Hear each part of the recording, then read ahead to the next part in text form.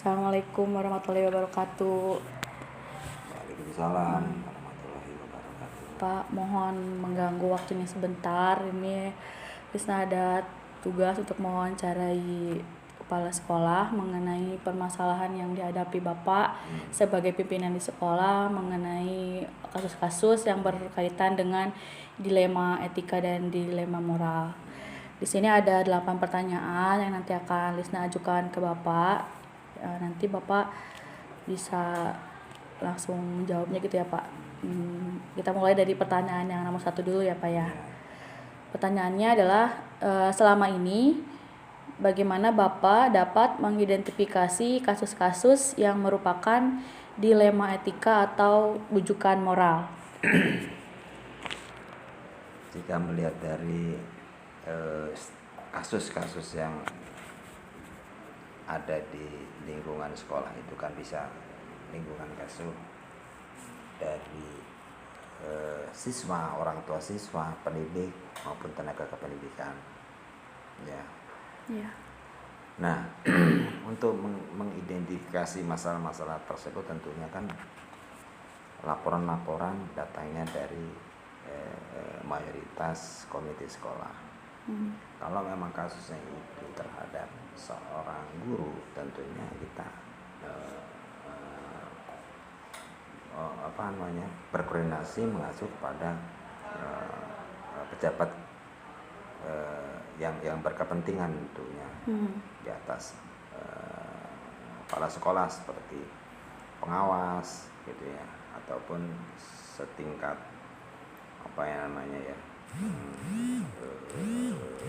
kasih atau kabid di lingkungan kabupaten.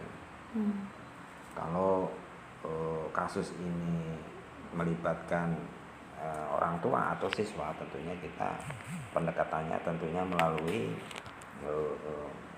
masyarakat sekolah, yaitu komite yang dalam hal ini mewakili seluruh orang tua yang ada di sekolah. Kalau yang kasusnya itu datangnya dari siswa, tentunya guru yang mungkin bisa langsung menangani, kecuali kalau memang tidak bisa menangani, bisa dengan bantuan teman sejawat atau kepala sekolah langsung. Jadi dalam mengidentifikasi ini banyak bentuk kerjasama lain. Jadi Bapak harus konfirmasi dulu ini bentuknya datangnya dari mana, jadi bisa diatasinya oleh siapa aja gitu ya Bu. Jadi nggak semerta-merta semua kasus itu kita selesaikan sendiri nggak bisa. Nggak bisa. Ya. Jadi memang harus ikut andil terkait ya. Misalnya kasusnya ketersinggungan masyarakat terhadap guru, ya kan. Ya. Nah, ini harus melibatkan komite masyarakat sekolah. Tapi kalau kasusnya guru dengan guru yang kepala sekolah, gitu kan. Iya, betul. Gitu. Jadi ada bagian-bagiannya ya. Jalurnya gitu, semuanya. Baik. Lalu kalau selama ini bagaimana Bapak menjalankan pengambilan keputusan di sekolah, terutama untuk kasus-kasus di mana ada dua kepentingan nih Pak yang sama-sama benar atau sama-sama mengandung nilai kebajikan gitu. Jadi masalahnya ini kalau diambil kesimpulan ini tuh benar gitu, sama-sama ada yang merasa benar gitu, atau kepentingan itu sama-sama penting gitu. Nah, Bapak mengambil keputusannya itu seperti apa? Sama-sama ada nilai kebaikannya gitu. Yang jelas kan yang namanya pengambilan putusan itu, ya kan. Kalau pimpinan terlalu ego pun kurang bagus. Yang namanya pengambilan keputusan, walaupun gitu ya, ini mempunyai kepentingan sama-sama baiknya, ya kan, tetap kita selalu melaksanakan atau melakukan musyawarah mufakat. Di level voting, dia yang terbanyak itu. Iya betul. Jadi tidak bisa memutuskan secara perseorangan sekalipun itu. Walaupun keduanya ada yang benar gitu ya Pak. Jadi tetap harus. Yang namanya musyawarah mufakat itu kan paling penting, pengambilan kebijakan, ya kan. Di pengambilan kebijakan kalau misalnya dilaksanakan sendiri, Pak, ada aja kekurangannya gitu. Betul. Apalagi masalah pengambilan keputusan itu keputusan yang memang sangat urgent, kebutuhan kepentingan sekolah pada khususnya, ya kan, Iya. umumnya buat masyarakat luas. Salah sedikit ya tentunya, walaupun itu mempunyai kebaikan yang sama, Iya, betul. tetap kita melakukan pertimbangan secara masak. Bila perlu kita ambil musyawarah keputusan bersama mana yang lebih baik daripada yang terbaik daripada yang baik. Iya, betul. Jadi walaupun sama-sama punya kepentingan, tetap tidak bisa mengambil keputusan sendiri ya Pak, sepihak ya, tidak bisa. Jadi Walaupun itu baik, sama-sama baiknya. Betul. Lalu kalau misalnya seperti itu, langkah-langkah atau prosedur apa nih yang Bapak lakukan selama ini biasanya untuk mengambil keputusan tersebut? Ya, langkah-langkah yang dilakukan tentunya kita akan mengadakan itu tadi, ya kan, musyawarah rapat, ya kan, entah itu situasional atau kita menggunakan musyawarah rutin setiap bulan, gitu ya. Yang jelas intinya adalah langkah-langkah itu kita harus menggunakan langkah-langkah melakukan musyawarah rapat, itu jalan terbaik. Jadi lewat musyawarah ya Pak. Iya. Harus selalu dengan musyawarah mufakat. Lalu hal-hal apa saja yang selama ini Bapak anggap efektif nih dalam pengambilan keputusan pada kasus-kasus dilema etika? Etika ini berarti ya yang berhubungan dengan benar salah ya Pak ya. Biasanya Bapak mengambil keputusan ini yang paling efektif seperti apa? Ya, mengambil keputusan yang paling efektif menurut saya ya sudah mempertimbangkan segala sesuatunya, baik buruknya, gitu, sesuai dengan kejadian atau pengalaman yang sudah. Jadi nggak serta-merta kita ngambil keputusan atau kebijakan itu tanpa ada yang disebutnya itu kronologisnya. Gitu. Kalau ada kronologis kan pasti sebab akibatnya banyak pertimbangan, baik buruknya seperti apa gitu. Itu Jadi lebih ke mengacu pada permasalahan yang pernah ada dulu, diambil ya. Dulu pernah ada masalah ini nih, ada lagi. Nah, itu bisa jadi satu cara yang paling efektif kan untuk memastikan ini berhasil apa tidak. Gitu ya. Lalu hal-hal apa saja yang selama ini merupakan tantangan dalam mengambil keputusan pada kasus-kasus dilema etika? Tantangannya apa yang dihadapi sama Bapak? Kalau menurut saya tantangan ya, semua tantangan kalau kita menganggap berat semua, ya kan. Semua pasti ada risiko yang namanya juga tantangan ya. Iya, betul. Nggak ada tantangan yang ringan tuh, semua berat. Ya. Makanya selama kita memang percaya dan yakin kepada yang di atas, Tuhan yang Maha Esa, Allah SWT, ya kan. Dan tentunya semua pekerjaan atau kerja kita didukung oleh rekan kerja kita, ya. Saya rasa tidak ada yang perlu kita takutkan gitu ya. Ada tantangan mah, tapi kalau misalnya dikolaborasikan dengan masyarakat di sekolah ini pasti tantangan bisa teratasi sendiri nih dengan sendirinya ya Pak. Jadi selama ini bisa teratasi karena Bapak bisa koordinasi dengan baik gitu. Lalu yang keenam, apa Bapak punya jadwal tertentu dalam sebuah penyelesaian kasus dilema etika, atau apakah Bapak langsung menyelesaikan di tempat gitu, atau memiliki sebuah jadwal untuk menyelesaikannya? Bentuk atau prosedurnya seperti apa yang Bapak jalankan? Yang jelas kalau mengenai kasus kita nggak punya data, apalagi menjadwalkan, ya kan. Namanya studi kasus ini tentunya kan tidak tidak semua harus diselesaikan oleh seorang kepala sekolah atau pimpinan. Kadang kasus ini kan ada kasus kecil, ringan, ya berat, tergantung kasus tersebut kasus apa dulu, gitu. Jadi Jadi kalau menurut saya tidak ada agenda khusus. Tidak ada agenda khusus Yang gitu. jelas selama memang itu ada kasus, hari itu pun harus kita selesaikan. Jangan sampai kasus tersebut itu menjadi besar, ditunda lagi hingga menjadi bikin rumit. Jadi prosedurnya langsung diselesaikan saat itu juga. Langsung selesaikan saat itu juga. Langsung dipanggil yang bersangkutan ya gitu. Betul. Jadi tidak berkepanjangan ya Pak. Kalau Makanya ditunda-tunda nanti kalau suka misalnya melebar. ada komite yang bermasalah guru saya panggil, ya kan? Gitu. Nggak ada entar. Kecuali kalau kita nggak kerja. Iya. Oke, bisa dijadwalkan untuk refleksi aja gitu ya yang sudah terjadi. Paling juga kalau jadwal, bukan jadwal ya, kalau menurut saya sebagai agenda, ya kan, bukan jadwal, kalau menurut saya agenda kegiatan Bapak, permasalahan kasus yang pernah terjadi ini Iya. Tapi kalau kita menjadwalkan menunggu kasus ya susah. Iya betul. Emang kita penyidik kan. Iya betul. Selesai. Jadi kalau ketika ada masalah langsung diselesaikan saat itu juga, biar tidak melebar ya, prosedurnya bisa langsung dipanggil yang bersangkutan gitu. Jadi tidak langsung kepada intinya gitu ya Pak, tidak kepada kemana-mana gitu.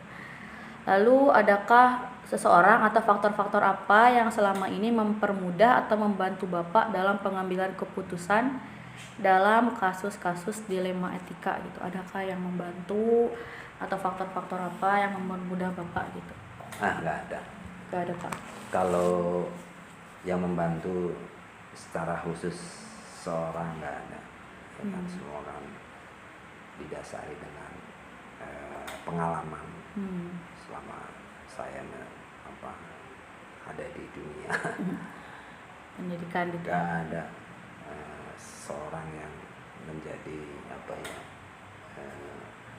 ya boleh katakan yang membantu atau figur dan segala macam nggak ada. Jadi benar-benar dari pengalaman dan juga dari bentuk kerjasama di sekolah aja ya Pak ya. Jadi tidak ada yang dikhususkan itu untuk membantu Bapak dalam menangani kasus-kasus ini ya.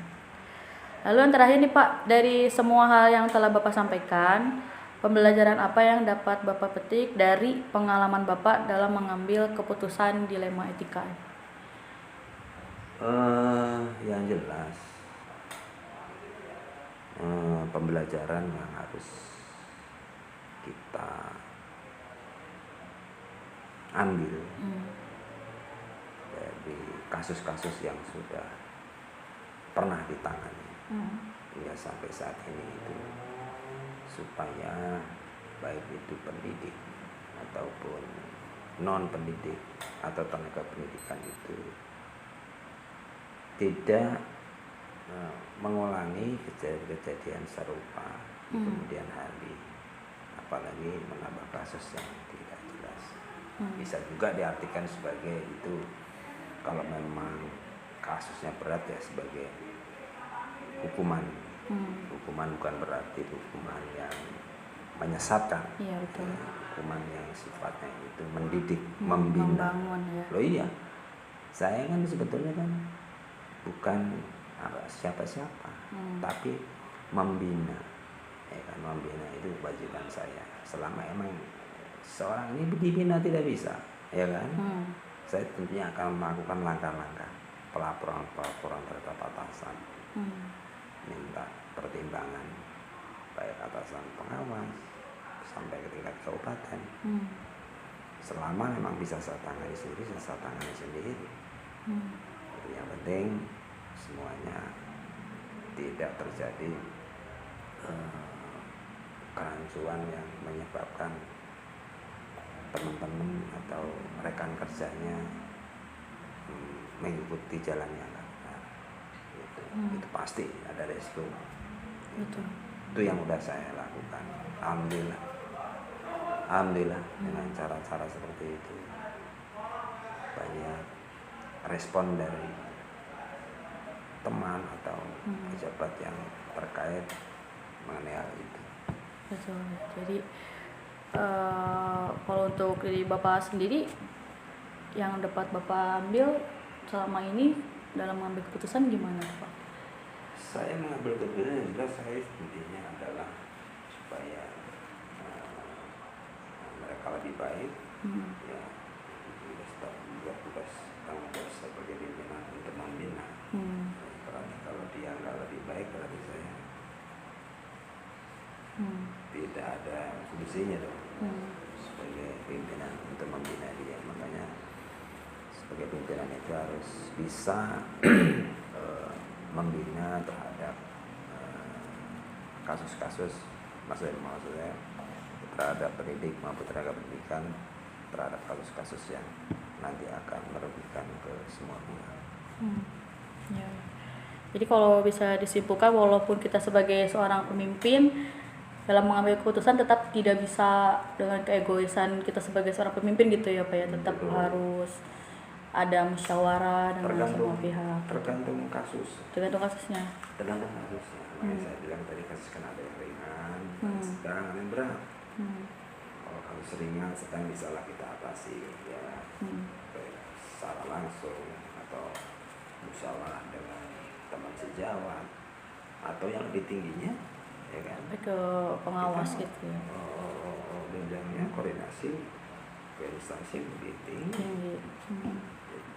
Itu pernah saya lakukan semua. Saya sampai pernah ke luar sekolah.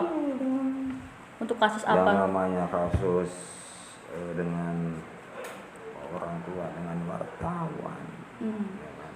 Terus kemudian guru dengan orang tua, dengan wartawan.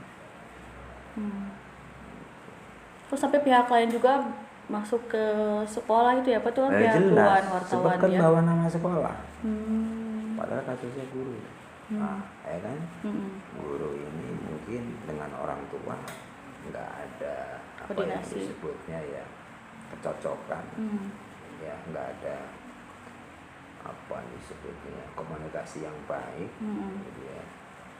Sehingga orang tua ini marah terhadap guru.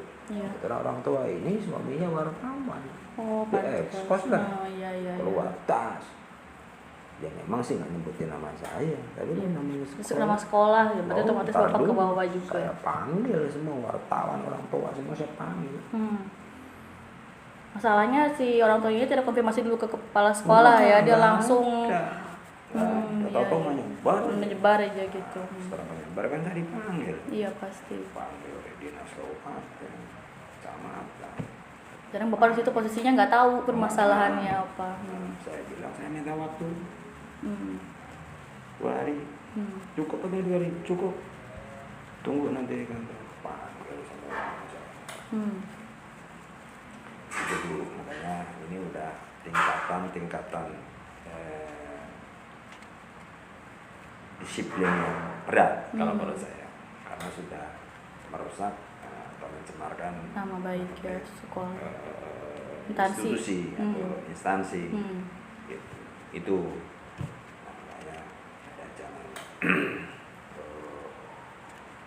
sanksi menurut saya terhadap guru itu untuk menenangkan masalah ini. Gitu. Makanya saya bikin sanksi, saya buat sanksi ini sedemikian rupa, saya kemudian kelola koordinasi dengan pengawas, dengan kabupaten. Nah, ternyata mereka malah, bagus, setuju. Gitu. Itu jalan yang terbaik. Gitu. Kenapa juga kita kan menghukum, tidak hanya menghukum, tapi juga mendidik, membina supaya hal tersebut ke depan tidak terulang lagi, apalagi dicontoh sama rekan kerja yang lebih parah. Itu pun apa mah udah ngerasain namanya kasus-kasus yang dari yang ringan sampai yang berat gitu ya Pak. Aduh, pusing kalau ada kasus-kasus gitu ya. Iya. Ya, termasuk ada juga di sini lumayan saya yang enggak terlalu vulgar lah, pelan-pelan tetap akan saya hadapi. Kadang-kadang walaupun saya berpikir apakah dia ini agak sedikit pusing, udah kadang-kadang mancing aja udah. Jadi presnya mancing. Itu nggak saya bocorin ntar aja. Iya. Kasusnya menurut saya harus selesaikan Secepatnya ya Pak ya, kayaknya berat banget sih. Ya gitu. sudah. Tadi direkam ya? Iya, apa-apa. Iya, sudah. Itu aja ya Pak ya, terima kasih atas waktunya di pengalamannya. Jadi kita harus tetap berkomunikasi dengan semua pihak yang ada di sekolah untuk berkoordinasi untuk mengambil sebuah keputusan. Tidak hanya mengatasnamakan pribadi gitu ya, tetap harus mencari yang terbaik dari yang terbaik ya. Apalagi kalau kasusnya sudah berhubungan dengan di luar sekolah gitu, harus banyak pihak yang diikut sertakan gitu.